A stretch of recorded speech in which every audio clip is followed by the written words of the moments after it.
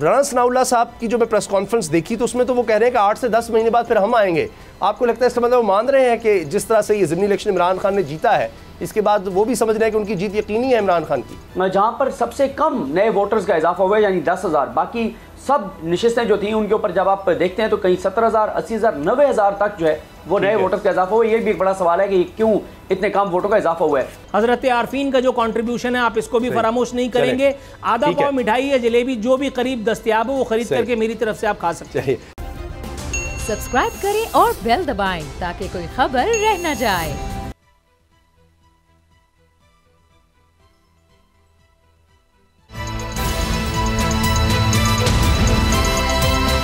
अब पता चला। बिस्मिल्लाहिर्रहमानिर्रहीम, अस्सलाम वालेकुम। मैं हूं मोहम्मद उसामा गाजी और आप देख रहे हैं अब पता चला।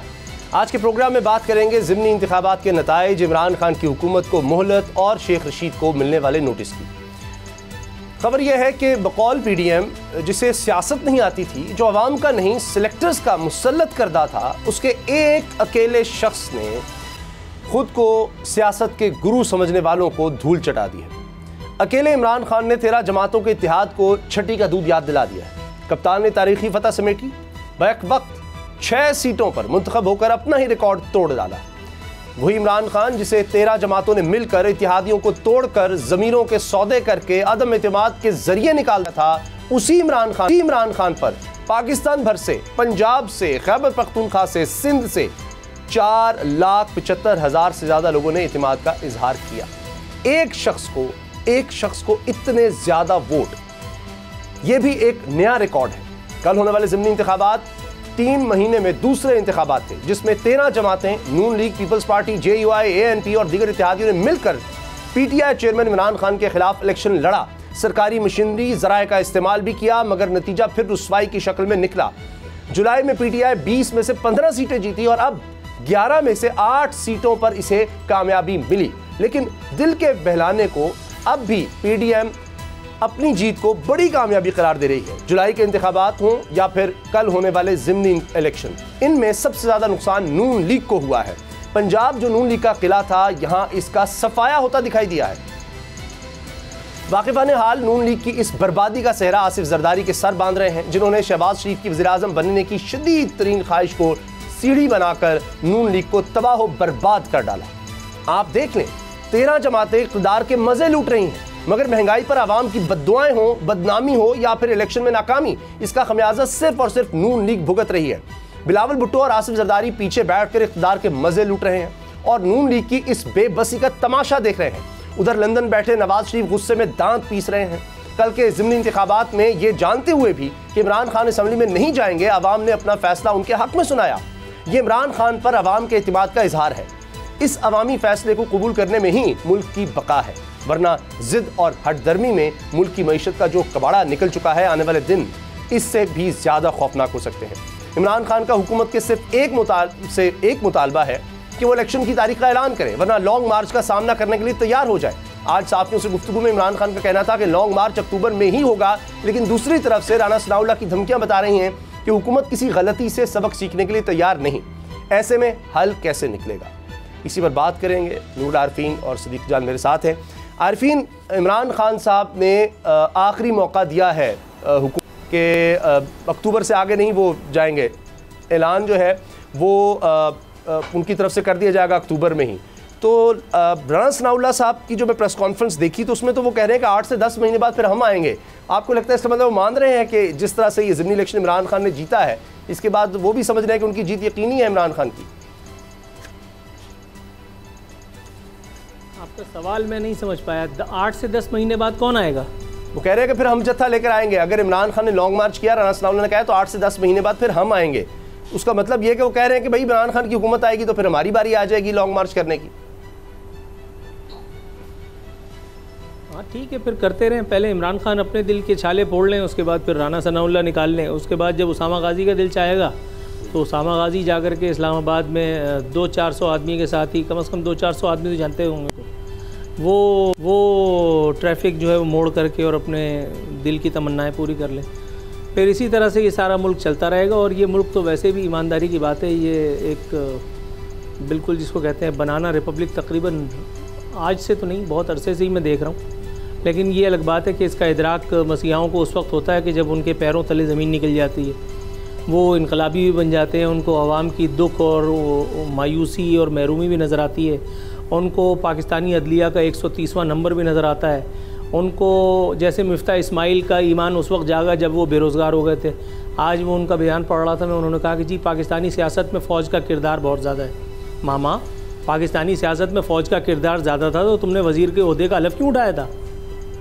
तुम वज़ीर के ओहदे का हलफ उठाने के फ़ौरन बाद पाकिस्तानी इस्टेब्लिशमेंट के ख़िलाफ़ ऐलान जिहाद कर देते ना कि भाईजान ज़्यादा होशियारी नहीं, अब मैं आ गया हूँ और अब मैं जो है ना वो बिल्कुल मसीहा बन कर के उभरूँगा, पाकिस्तानी मईशत को भी जो है वो ज़िंदा कर दूँगा और आप लोगों की कोई मनमानी भी नहीं चलने दूँगा। लेकिन नहीं, वही मुनाफ़क़त, वही रिवायती बयानबाजियाँ, वही मिन्नतें तरले, वही। मिफ्ता इस्माइल वज़ीर कैसे बने थे ये कोई बताएगा? मिफ्ता इस्माइल से ख़ुद अगर आप पूछ लें तो वो बता पाएंगे क्या वो आखिरी आदमी थे इस एक ओहदे के लिए? नहीं। लेकिन वो कामयाब क्यों हो गए? सब खुली बात है, धंधा है पर गंदा है ये। जो जितना बड़ा चमचा, जो जितना बड़ा खुशामदी, वो उतना ही आगे आता है। ये कौन सी बहुत बड़ी रिसर्च की बात है, कौन सा बहुत बड़ा इसमें रॉकेट साइंस है? ये सब ढकोसलेबाजी है, बयानबाजियाँ हैं, मुनाफ़क़त की इंतहा है। दोनों तरफ से मैं देख रहा हूँ, किसी को इस बात का एहसास नहीं है कि जिससे वो खेल रहे हैं वो फ़ुटबॉल नहीं, वो पाकिस्तान है।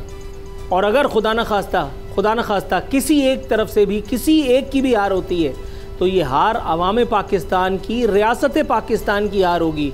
इसमें हुकूमत पाकिस्तान सिर्फ स्टेक होल्डर नहीं है, इसमें कोई एक पार्टी, कोई एक फरीक सिर्फ स्टेक होल्डर नहीं है। इसमें उसामा गाजी, सिद्दीक जान, आरफीन समेत करोड़ों अवाम भी हैं। लेकिन जब अकल पे पत्थर पड़े हो तो कोई क्या कर सकता है? बिल्कुल सही। अच्छा, अब सिद्दीक जान, आज जो इमरान खान साहब ने की है उसमें आप भी मौजूद थे, आपका सवाल भी बहुत वायरल हो रहा है सोशल मीडिया पर। पहले मैं दिखा देता हूं कुछ हिस्सा कि क्या इमरान खान साहब ने प्रेस कॉन्फ्रेंस में कहा है, उसके बाद हम इस पर बात करते हैं। सिद्दीक जान, आपका इस प्रेस कॉन्फ्रेंस पर तबसरा भी, क्योंकि आप वहाँ पर थे और आपने नवाज शरीफ के हवाले सवाल किया। इमरान खान ने कहा जी मैं तो चाहता हूँ कि वो आएँ, केसेस तो ज़ाहिर है उनको करने चाहिए अपने, उनका सामना, लेकिन मुज़ाकरात हो भी रहे हैं, नहीं भी हो रहे। तो इसका मतलब ये है कि इमरान खान साहब समझ रहे हैं कि कहीं ना कहीं बातचीत तो चल रही है, इसको कन्फर्म कर रहे हैं, लेकिन अब वो बात कुछ बन भी नहीं रही। ये मसला है, क्योंकि बात तो हो रही है कहीं ना कहीं। बिल्कुल बातचीत जारी है और इसी बातचीत के नतीजे में इमरान खान साहब समझते हैं कि कोई बड़ी पेशरफ्त हो सकती है और शायद उनको लॉन्ग मार्च ना करना पड़े। गो कि उनकी लॉन्ग मार्च हैं और वो बहुत कॉन्फिडेंट हैं कि जब भी वो लॉन्ग मार्च करेंगे तो इस हुकूमत के लिए बड़ी मुश्किलात खड़ी कर देंगे। और सबसे बड़े कॉन्फिडेंस की वजह ये भी है कि पंजाब में उनकी हुकूमत है, 25 मई को पंजाब में उनकी हुकूमत नहीं थी। और कल के जो इलेक्शन है उसने मजीद इमरान खान को कॉन्फिडेंस दिया है, क्योंकि देखें उसामा गाजी साहब एक बहुत बड़ा कल से एक बयानिया बनाना शुरू किया है PDM ने, और वो ये बयानिया बनाना शुरू किया है कि जनाब हमारी तो फतह है कि 8 नशिस्तें जो इमरान खान की PTI ने छोड़ी थी उनमें से 2 हमने जीती हैं और 6 इमरान खान ने जीती हैं। तो और साथ ये भी कह रहे हैं कि अगर इमरान खान की जगह इनके कोई और उम्मीदवार होते तो और ज़्यादा सीटें हम जीत जाते। तो इमरान खान था तो इसलिए ये जीत गया है, अगर वहाँ पर वही होते जो पहले MNA बने थे तो हम 2 से ज़्यादा सीटें जीत जाते, शायद 5 सीटें हम जीत जाते। अगर इस रेशो को देखें कि 8 पे इलेक्शन था और PDM दावेदार है कि अगर इमरान खान ना लड़े होते तो 5 हम जीत चुके होते, तो ये तो बड़ी आइडियल सिचुएशन है। आप फॉरेन इलेक्शन में चले जाएं, इससे तो आइडियल सिचुएशन ही हो सकती कि इमरान खान की छोड़ी हुई हर 8 सीटों में से 5 सीटें आप जीत जाएंगे, क्योंकि आप कह रहे हैं कि आपकी इस वक्त पॉपुलर हैं और इमरान खान अनपॉपुलर हैं। ये तो है इनका बयानिया, लेकिन असल बात यह है कि बड़ी सोच विचार के बाद ये इलेक्शन इन हल्कों में कराने का फैसला किया गया था, क्योंकि इनमें उसामा गाजी साहब सिर्फ एक ऐसा हल्का था पेशावर वाला जिसमें 25-26 हज़ार की लीड PTI की बनती थी इन तमाम जमातों के वोट मिलाकर 2018 में। लेकिन जो बाकी नशिस्तें हैं वहाँ पर 16,000 से लेके 75,000 का फ़र्क था। किसी पे 16,000 से ये इनके ज़्यादा वोट थे, किसी पे 26,000 इनके थे, एक पे 55,000 ज़्यादा थे और एक पे 75,000 ज़्यादा थे। ये मुफ्ती कासिम साहब वाली जो सीट थी जहाँ पे 75,000 की लीड थी इनकी सारी जमातों को मिलाकर, वहाँ पर भी इमरान खान बड़े आसानी से और बड़े मार्जिन के साथ जीत गए हैं। तो ये मैसेज है। इससे पहले 17 जुलाई को आप देख लें, 17 जुलाई को उन्होंने कहा था कि क्योंकि हमने मुनर्रफ अरकान को लोटों के टिकट दिए थे इसलिए हमें नुकसान हुआ है, अब हम अपने उम्मीदवारों को टिकट देंगे तो फिर देखिएगा क्या होगा। अब जब सारी जमातों ने मिलकर इलेक्शन लड़ा तो एक सीट पे इन्होंने इमरान खान को शिकस्त दी और वो नशिस्त है जो कराची वाली है, उसके ऊपर भी बड़े सवाल हैं। नेक्स्ट सेगमेंट में हम उस पर बात भी करेंगे, कोई PTI के रहनुमा हमारे साथ हुए तो। अब आ जाए इस बात पर कि इमरान खान क्या कर रहे हैं। एक तो इमरान खान जाहिर है दबाव बढ़ा रहे हैं, इदारों पर भी बढ़ा रहे हैं, हुकूमत पर भी बढ़ा रहे हैं, लॉन्ग मार्च की तैयारी भी कर रहे हैं, बैकडोर राब्ते भी जारी हैं, मुलाकातें भी जारी हैं, बातचीत भी जारी है। साथ ही एक और आज मुतबादल मनसूबा तैयार किया गया है और वो ये है कि तहरीक इंसाफ एक कमेटी बनाने जा रही है, जो कमेटी नून लीग के MNA से मुलाकातें करेगी और 3 से 4 MNAs जो हैं वो नून लीग के तोड़ने की कोशिश की जाएगी ऐसी जगहों के जहाँ पे तहरीक इंसाफ उनको एडजस्ट कर सकती है और वो अच्छे उम्मीदवार हों। तो अगर 3-4 MNAs ये तोड़ लेते हैं तो ये मुतबादल प्लान है इलेक्शन इसके जो लॉन्ग मार्च करना उसके, ताकि अगर 3-4 लोग मैनेज हो जाते हैं, PTI में आने को तैयार हो जाते हैं, इस्तीफा देने को तैयार हो जाते हैं, साथ ही सदर पाकिस्तान एतमाद का वोट लेने का कह देंगे, तो एक पैनिक तो क्रिएट हो जाएगा बहरहाल। लेकिन उसमें आगे फिर और बहुत सारी चीज़ें कि फिर क्या रन ऑफ इलेक्शन होगा और क्या ये जो इस वक्त मुनर्रिफ अरकान तहरीक इंसाफ के मौजूद हैं, पार्लिमानी कमेटी तो फिर उनकी होगी, उनकी पार्लिमानी कमेटी होगी, तो क्या वो मीटिंग करके ये ऐलान कर देंगे कि हम शहबाज शरीफ को एतमाद का वोट देंगे। तो ये तो आगे की सवाल हैं, लेकिन ये तहरीक इंसाफ करने जा रही है। बाकी जो बात है वो आप देख लें कि अभी प्रोग्राम से पहले तक तो मैंने चेक किया तो मरीम नवाज साहबा का कोई ट्वीट नहीं आया था।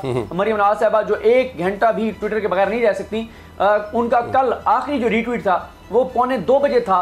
आज प्रोग्राम से पहले तक मैंने देखा उनका कोई ट्वीट नहीं था।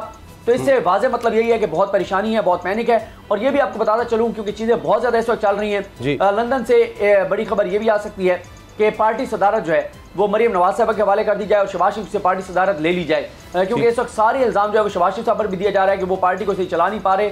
लेकिन असल बात यह है कि हुकूमत लेकर जो इन्होंने जो कुछ किया, इनकी कारकर्दगी जो हुई है उसी वजह से अवाम ने इनके खिलाफ वोट दिया है और परेशानी बहरहाल बहुत ज़्यादा है। लेकिन पीपल्स पार्टी बहुत खुश है। ये ज़रूर है कि मरीम नवाज साहब ने अभी तक पीपल्स पार्टी को मुबारकबाद नहीं दी, लेकिन पीपल्स पार्टी इस वक्त बहुत कॉन्फिडेंट है कि हम मुल्तान में भी जीत गए, हम कराची में भी जीत गए, 2 सीटों पर हम इलेक्शन लड़ रहे थे और दोनों हम जीत गए। तो ये इस वक्त सारी सूरत हाल है।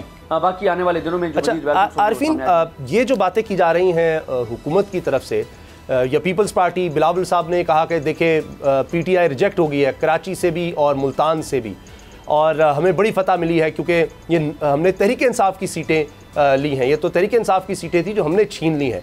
आप इस बारे में क्या कहते हैं? क्योंकि पंजाब से भी 3 सीटें नून लीग की थी, वो अब 2 तहरीक इंसाफ के पास चली गई हैं। तो PDM तो इसको कई जगहों पर अपनी फतह कह रही है। अगरचे राना सनाउल्लाह साहब ने बड़ी दिलचस्प बात की, उन्होंने कहा जी इमरान खान को PTI को मिली है 5,47,000 वोट कुल इन नशिस्तों पर नेशनल असम्बली की, और PDM को मिले हैं 4,75,000। अब ये सारी जमातें मिलाकर 4,75,000 ले सकती हैं, तो फिर तो उस लिहाज से तो उनको शिकस्त माननी चाहिए।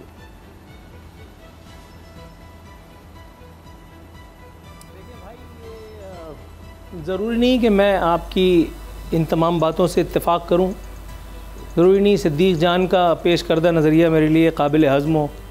एक तो मुझे ये समझ में नहीं आता कि ट्विटर अगर किसी ने ट्वीट नहीं किया तो वो परेशान कैसे हो सकता है, ये एक तो लॉजिक मेरी समझ में नहीं आती।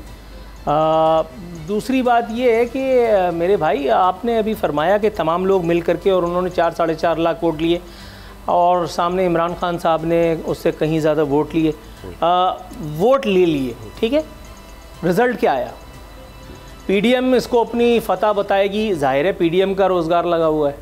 इमरान खान इसको अपनी फ़तह बताएंगे क्योंकि इमरान खान भी जो है वो ज़ाहिर है फ़ी सबीलिल्लाह, तो ये सारे मामलात नहीं हैं, मामलात हैं, आप समझ रहे हैं भाई मेरे। बात ये है कि जो अब्दुल हकीम बलोच वाली सीट इमरान खान से पीपल्स पार्टी ने छीन ली है ना, वो कोई छोटा मोटा अपसेट नहीं है। आप इसको अंडरमाइन करने की कोशिश करें, सिद्दीक़ जान कहें कि चूँकि अब्दुल हकीम बलोच ट्विटर यूज़ नहीं करते इसलिए उनके नामा अमाल में गुनाह ज़्यादा हैं और उन गुनाहों को देखते हुए पब्लिक ने उनको वोट नहीं किया, तो ठीक है, आप लोग आज़ाद हैं ये कहने में, मैं सुन लूँगा, मतलब मजबूरी के तहत, लेकिन इससे ताल्लुक़ कोई नहीं, बेसिकली रेलेवेंस कोई नहीं इन बातों की।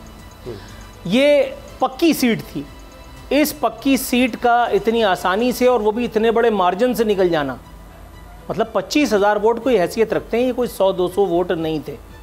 तो ये एक जिसको कहते हैं कि सोचने, फ़िक्र करने, गौर करने का लम्हा है। तो किसके लिए आप बेहतर समझते हैं, ज़ाहिर साहिबान अक्ल हैं। दूसरी तरफ इमरान खान साहब का वो अपना नज़रिया कि जी मौरूसी सियासत हम नहीं करते, उसकी शिकस्त मुल्तान में आपको नज़र आई कि जी मेरा बेटा नहीं तो मेरी बेटी सही और मेरी बेटी नहीं तो मेरा मामा सही। और उसके बाद फिर तहरीक इंसाफ के साथ जो अली मूसा गिलानी के ज़रिए पीपल्स पार्टी ने वहाँ किया है, ये पीपल्स पार्टी नहीं जीती है वहाँ, ये इमरान खान के नज़रिए को शाह महमूद कुरैशी ने हरवाया है। और इमरान खान साहब जो इतने मतलब ज़ाहिर है कि सॉवरन है, अपने फ़ैसलों में इतने ज़्यादा खुद मुख्तार हैं, आज़ाद हैं। उनकी ऐसी कौन सी मजबूरी थी कि उन्होंने शाह महमूद कुरैशी को अपनी आइडियोलॉजीज़ के साथ खिलवाड़ कर लेने दिया? ये भी एक बहुत बड़ा सवाल है। मसला ये नहीं है कि PDM जीत गई, PDM हार गई। मसला ये भी नहीं है कि इनकी 2 सीटें चली गई। मसला शायद कुछ और है जो ना PDM बता रही है, जो ना मैं और आप बताने की पोजीशन में है, जो ना अवाम पाकिस्तान को कोई भी बताने में इंटरेस्ट रखता है। मेरे भाई, ये सियासी मुखासमत किस कॉस्ट पे है?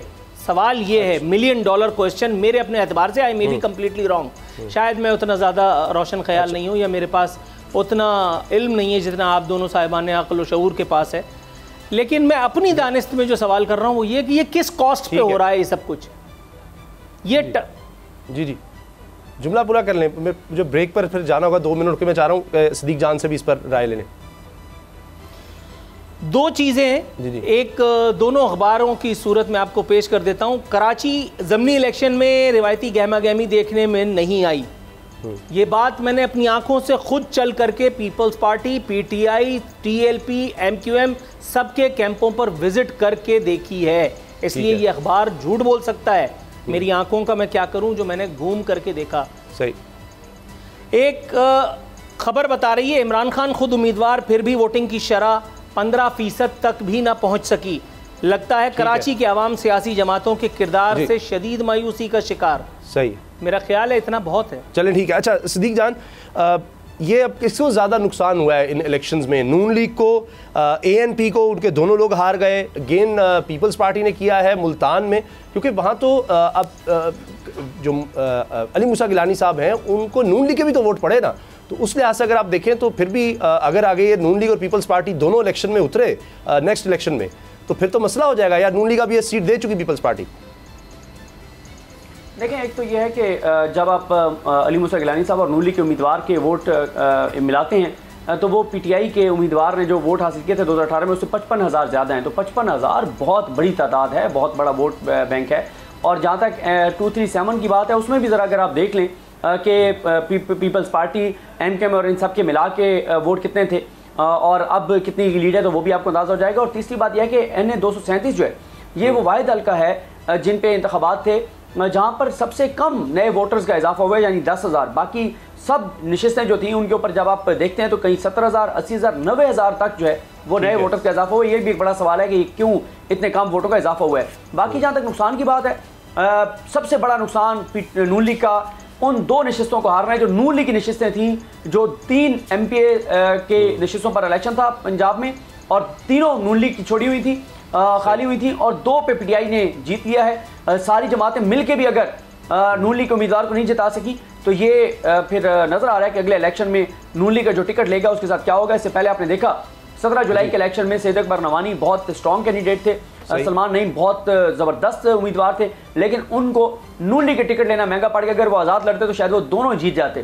तो इस वक्त ये है कि ये आने वाले दिनों में नजर आ रहा है कि नून लीग का जो टिकट है वो फायदेमंद होगा या बैगेज होगा। अगर बैगेज होगा तो फिर कौन ये बैगेज उठाएगा, ये एक बड़ा सवाल। यानी कई पार्टियों को तो इन्होंने ऐसे लग रहा है ये जो सारा इमरान खान साहब उनको निकाले जाने के बाद कि उनके लिए तो अपनी अब जो पार्टी है उसको बचाना मुश्किल हो गया है। पहले MQM से हम ये सिलसिला देख रहे थे, अब नून लीग भी उसमें शामिल हो गई है, ANP का भी यही हाल है। ब्रेक लेते हैं और ब्रेक के बाद मिलते हैं।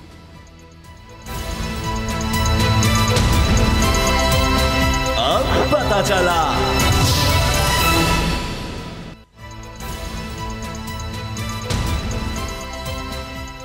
पता चला। अवामी मुस्लिम लीग के सरबरा शेख रशीद अहमद साहब को मतरूका वक्फ इमलाक बोर्ड की तरफ से लाल हवेली, जो उनकी रिहाइश गाह रावलपिंडी बड़ी मशहूर है, उसको खाली करने का नोटिस दिया गया और कहा गया कि जी आपको 7 रोज़ की मोहलत दी जाती है, वरना पुलिस को लाकर ज़बरदस्ती ये जगह खाली करवाई जाएगी। शेख रशीद साहब अदालत पहुँच गए हैं, अदालत ने सारा रिकॉर्ड तलब कर लिया है। अब नूर आरफीन, ये दिलचस्प बात है कि इमरान खान साहब पर PDM इल्ज़ाम लगाया करती थी पॉलिटिकल विक्टिमाइजेशन का। अब ये खुद क्या रोज़ाना आज भी इमरान खान साहब थे जनाब ममनुआ फंडिंग केस में, वो अदालत में जा रहे थे, उनकी ज़मानत मंजूर हुई है। इनके दौर में केसेस, सहाफ़ी, अभी इमरान खान साहब के आज़म स्वाति साहब को देख लें, सैफुल्लाह न्याजी को देखें, हामिद जमान, यानी एक लंबी फहरिस्त है।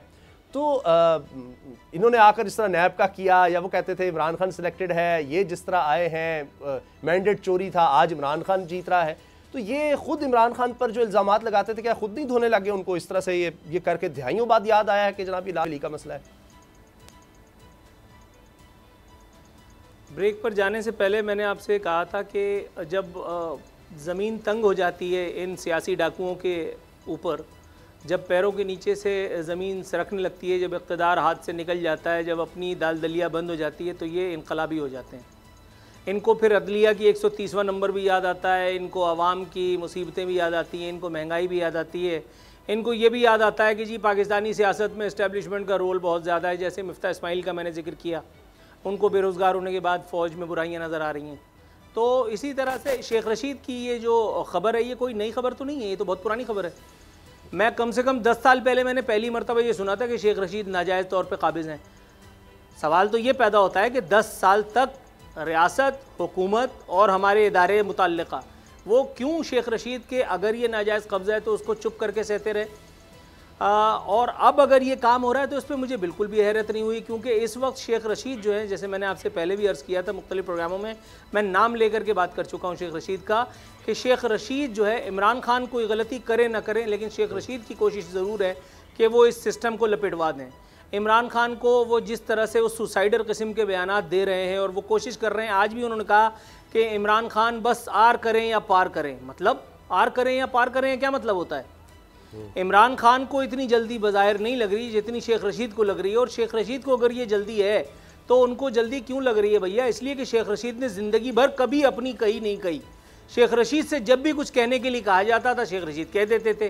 तो डाउट मुझे ये है कि आज भी शेख रशीद जो ये फांदेबाजी डबल विकेट पे खेल रहे हैं, इनसे ये किसी ने फरमाइश की है। और इमरान खान साहब को मैं नाम लेकर के कह चुका हूँ कि शेख रशीद के हवाले से एक्स्ट्रा, शेख रशीद और फवाद चौधरी के हवाले से एक्स्ट्रा केयरफुल, एक्स्ट्रा कॉशियस रहने की ज़रूरत है, क्योंकि नो बॉल होगी नहीं। ये इमरान खान साहब से ज़बरदस्ती जज्बा जुनून और शौक़ शहादत की लॉलीपॉप दिखा करके और ये उनको जो है वो मरवा देंगे। इसलिए be extra careful Imran Khan साहब while dealing with these man. Social media पे आज भी वो क्लिप मौजूद हैं, यूट्यूब पे आप निकालिए। फवाद चौधरी और इमरान खान के बारे में फवाद चौधरी क्या क्या कहा करते थे। शेख रशीद और इमरान खान एक ही प्रोग्राम में बैठे हुए हैं और ये इमरान खान को तांगा सवारी कह रहे हैं। इमरान खान कह रहे हैं कि भाईजान अगर आप कामयाब हैं तो मैं आपको कभी चपरासी भी नहीं लगाऊंगा। तो मतलब मुझे शेख रशीद से किसी किस्म की कोई हमदर्दी नहीं है। ये 8 मरतबा MNA अपने ज़ोरे बाजू पर, अपनी परफॉर्मेंस पर मुंतखब नहीं हुए। ये हर मरतबा इन्होंने बावाज़ बुलंद कहा कि जी मुझ पर दस्ते शफ़क़त रहा, और अब चूँकि ये पुल के उस पार खड़े होकर के और आज़ादी फ़लाँ फ़लाँ के ख्वाब देख रहे हैं, इसलिए अगर इनके साथ ये सब कुछ हो रहा है तो मैं समझता हूँ ठीक है यार, आई डोंट माइंड, करो। इसलिए कि बहुत खा पी लिया, बहुत खा पी लिया। मतलब अब कुछ गुनाहों की सज़ा भी होती है, ज़रूरी नहीं हर दफ़ा। 8 मरतबा माफ़ भी तो किया था ना। और रह गया आज़म सवाती वाला, ओहो, आज़म सवाती के गुनाह में मैं शरीक नहीं हो सकता उनकी तायीद करके। आज़म स्वाती ने भी जो कहा मैं उसकी किसी तौर हिमायत नहीं कर सकता। आज़म स्वाती ने जो कहा और जिस अंदाज में कहा, उसके जो नुकसानात हो सकते हैं, मेरा ख्याल है शायद या तो हम में से किसी को इसका इदराक नहीं है, उसकी कीमत किसको चुकानी पड़ेगी शायद उसके बारे में बात करते हुए हमें ये भी सोचना होगा। इसलिए आज़म स्वाती के ऊपर तो मैं एक लफ्ज़ भी हिमायत में नहीं कह सकता। अच्छा सिद्दीक जान, मैं चंद जुमले आपके सामने रख रहा हूँ। पहली चीज़ ये कि कहा जाता था जी ये नैब न्याजी गठजोड़ है। अब नैब में तरमीम के बाद जिस तरह से केसेस ख़त्म हुए हैं तो अब तो लग रहा है कि PDM नैब गठजोड़ कहा जाएगा।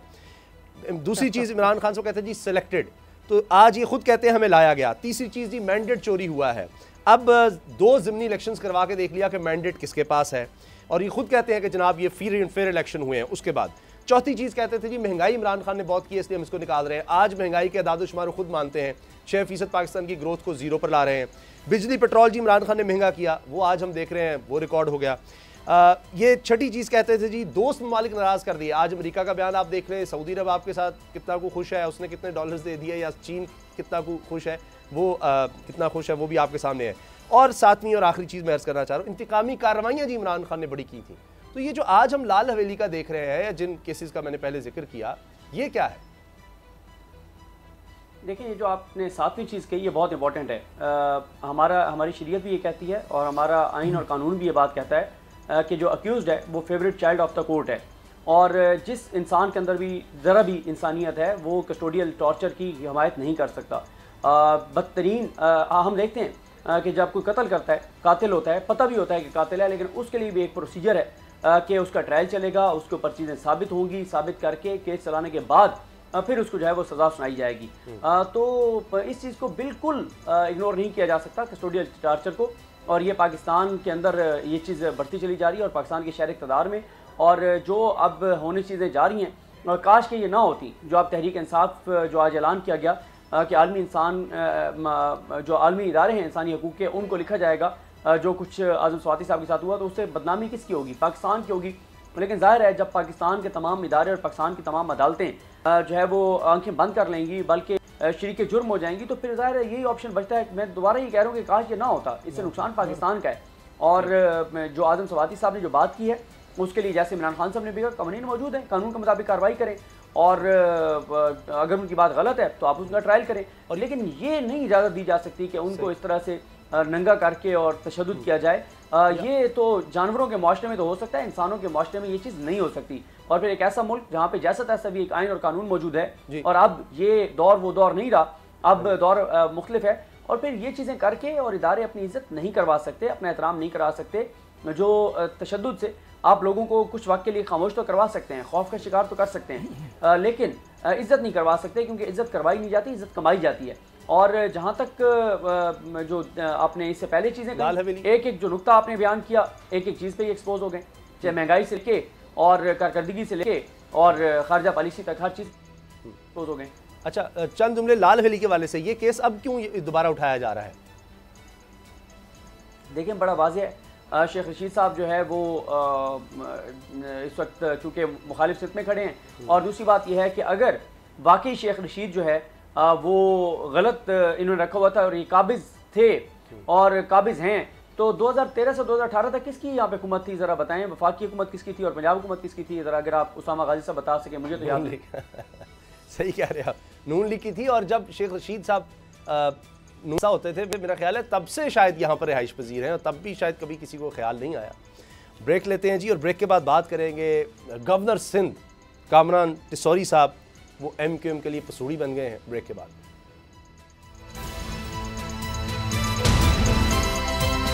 अब पता चला।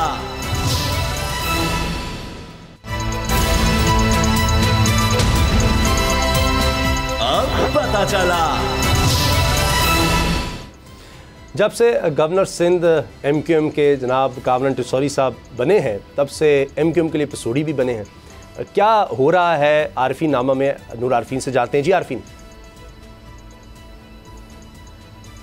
जी, इम्पोर्टेड गवर्नर हज़रत कामरान टिसौरी जो हैं वो MQM के लिए गले की हड्डी साबित हुए हैं। उगले चैन ना निगले चैन। बज़ाहिर एक अच्छी खबर पिछले आरफीन नामा में हमने जिसका तस्करा किया था वो ये थी कि कामरान टिसौरी के मुसल्लत होने के बाद या उनके अचानक से सूरत हाल में आ जाने के बाद एक ही अच्छी खबर आई थी, और वो ये कि सिंध सरकार से कोई मानी टुक्कर का वास्ता वसीला बन गया था MQM पाकिस्तान को, मुत्तहदा पाकिस्तान को। लेकिन ये खुशी भी आर्जी साबित हुई, इसलिए कि ये जो ज़िमनी इंतखाब हुआ है इसमें जो कुछ हुआ है, अपने कम अज़ कम अपनों के साथ ऐसा नहीं करते, और ये अपने वो हैं जिन्होंने महाजिरों को जो जो सपने दिखाए थे वो कभी भी पूरे ना हो सके। शाह फैसल कॉलोनी की पुश्तैनी सीट, रिवायती सीट, आबाई सीट, वॉटेवर सीट अपने हाथ से निकल चुकी है MQM पाकिस्तान के, और इसकी वजह कोई और नहीं, इसका इल्ज़ाम किसी इमरान खान, किसी PTI को नहीं दिया जा सकता। आपने तरी में रख करके ये सीट खुद अपने हाथ से अपने वोटर्स से छीन करके और इमरान खान और PTI के हवाले की है। ये हैं वो अनमोल रतन जिनको कंगी वंगी करके, बालों में तेल वेल लगा करके, इनको पप्पू बच्चा बना करके और बताया गया था कि ये इतने प्यारे, इतने नन्हे, इतने पोले, इतने अच्छे हैं कि ये अवाम को अपनी गोद में बिठा करके और वो चांद तक लेकर के जाएंगे। इनके नामा अमाल की जो स्याही है इंशाअल्लाह ताला उस पर भी आता हूँ। आपने इनका रुख रोशन तो मुलाहिजा कर लिया, इनका पूरा कच्चा चिट्ठा मेरे सामने खुला पड़ा है। पहले मैं आता हूँ उन मैसेजेस की तरफ। मैंने एक छोटी सी पोस्ट सोशल मीडिया पे शेयर की थी MQM पाकिस्तान की शानदार रुसवाई के बाद। उस पर जो मुझे मैसेजेस आए बड़े दिलचस्प है, मैं चाह रहा हूँ लूप की सूरत में आप 1 बाय 1 वो देखिए। लूप नंबर 1 मैसेजेस का भाईजान प्ले कीजिएगा। आदिल खान हैं, उन्होंने लिखा है MQM का जनाजा नमाज फज्र जिना ग्राउंड में कामरान टिसोरी की इमामत में अदा किया जाएगा और हम मुस्तफ़ा कमाल को ज़िमनी इलेक्शन में लाखों वोट इन्वर्टेड कॉमास में लेने पर मुबारकबाद पेश करते हैं और अगले वज़ीर आला की पेशगी मुबारकबाद भी देते हैं। मतलब गीला करके, मतलब यार कोई खुदा का खौफ करो, ऐसा नहीं करते हैं। एक तो वो हार गए, ऊपर से आप उनको जो है तवर्रा कर रहे हैं। दूसरा लूप जनाबे वाला अंग्रेज़ी में है मोहम्मद सलमान साहब। लूप नंबर 2 मोहम्मद सलमान साहब ने लिखा है 5,80,000, अबे भाई 80,000 होता है, 80,000 voter, Nayyar got less than 0.5% vote, Imran Khan got 5 to 6% vote, boycott clean sweep with 80% vote, here is the winner and that is boycott. ये एक वर्जन है, आप इससे अग्री करें डिसअग्री करें, आपके ऊपर है। मोहसिन नईम साहब लूप नंबर 3, ये उन्होंने उर्दू में लिखा है और उसी लैंग्वेज में लिखा है जो मैं उमूमी तौर पे नेशनल मीडिया पे बैठ के बोल रहा होता हूँ। लिखा है लानती लोग जो चप्पल में आए थे, आज उनके बड़े बड़े बैंक बैलेंस हैं, बड़ी बड़ी गाड़ियां हैं और कारकुनान हमेशा की तरह जलील ख्वार। चलो इस इलेक्शन की वजह से उन्हें अपनी औकात का पता चल गया। आप लोग मुझ पे कोई केस वेस नहीं कर सकते भाई, जो है स्क्रीन पे नज़र आ रहा है और इसको आप चेक करवा लीजिए। अगर मैं कोई फैब्रिकेशन करके बात कर रहा हूँ तो ठीक है, वरना सानू की। एक और साहब हैं अजहर राना, लूप नंबर 4 में वो लिखते हैं लुटेरे तो कमाल के थे, मौसूफ ने कमाल से आखिर वक्त तक DMC कोरंगी महकमा तालीमात को खाया, एम्प्लॉयज़ को चूना लगाया। ये गालिबन बात कर रहे हैं नैयर द ग्रेट रज़ा की, जो किसी भी एतबार से ग्रेट इस एक सिचुएशन में तो साबित नहीं हो रहे। लूप नंबर 5 में मोहतरमा ताहिरा इमरान साहिबा हैं, ये लिख रही हैं पूरे डिस्ट्रिक्ट कोरंगी के अवाम ने जो कुछ उसने किया वो याद रखा और जमहूरियत बेहतरीन इंतकाम है कि फार्मूले पर अमल किया, जो पैसे बनाए थे करप्शन से वो जितवा न सके।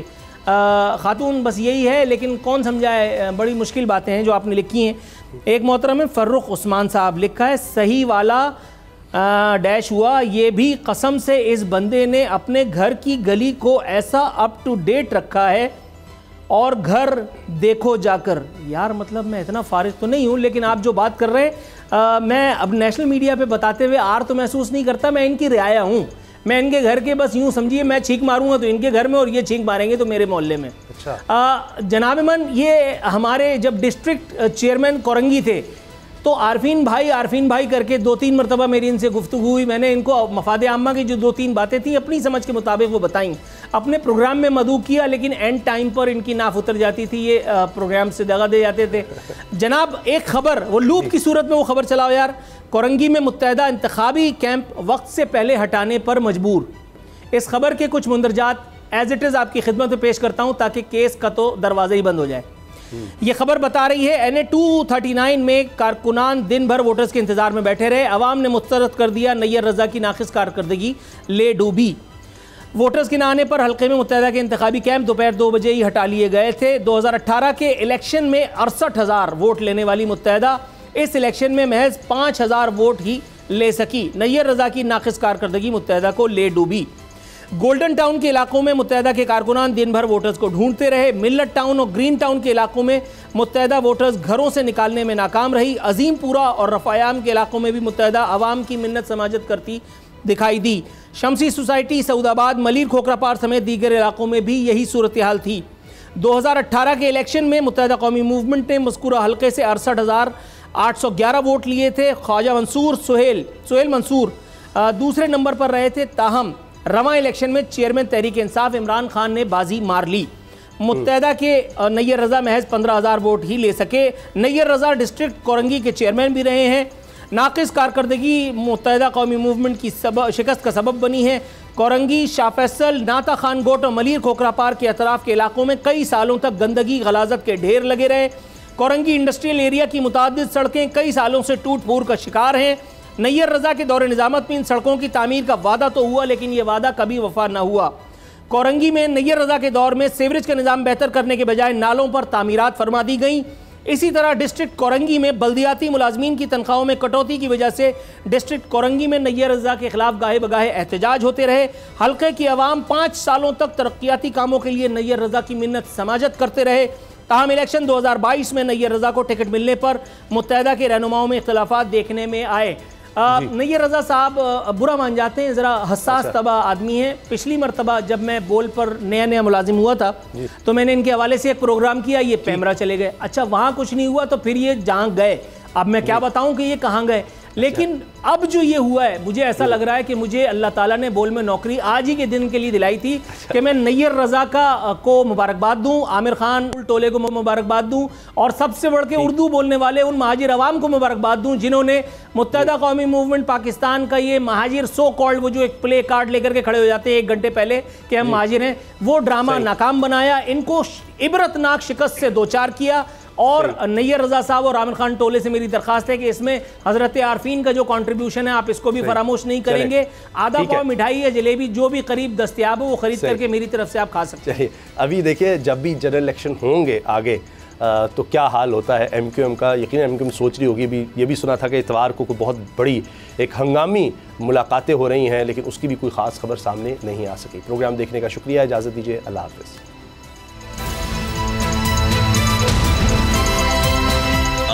पता चला। अगर आपको ये वीडियो पसंद आई तो सब्सक्राइब करें और बेल पर क्लिक करें। सबसे बड़ी कवरेज, सबसे बड़े पैनलिस्ट, जब तक ये रजीम चेंज रिवर्स नहीं होगा लोग इसी पैटर्न पे चलते रहेंगे। सबसे ज्यादा रिपोर्टर्स, इलेक्शन कमीशन की जानिब से कोई इंतजाम इतने अच्छे तरीके से नहीं किए गए। बोल की रिवायत, सबसे पहला नतीजा। तहरीक इंसाफ के उम्मीदवार इमरान खान साहब यहां से भी आगे हैं।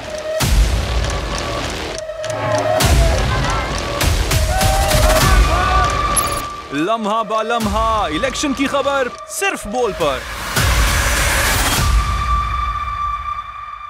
सबसे ज्यादा व्यूज, सबसे ज्यादा रील्स और सबसे ज्यादा रेटिंग के साथ बोल अब भी नंबर 1 पोजीशन पर बरकरार। सब्सक्राइब करें और बेल दबाएं ताकि कोई खबर रह न जाए।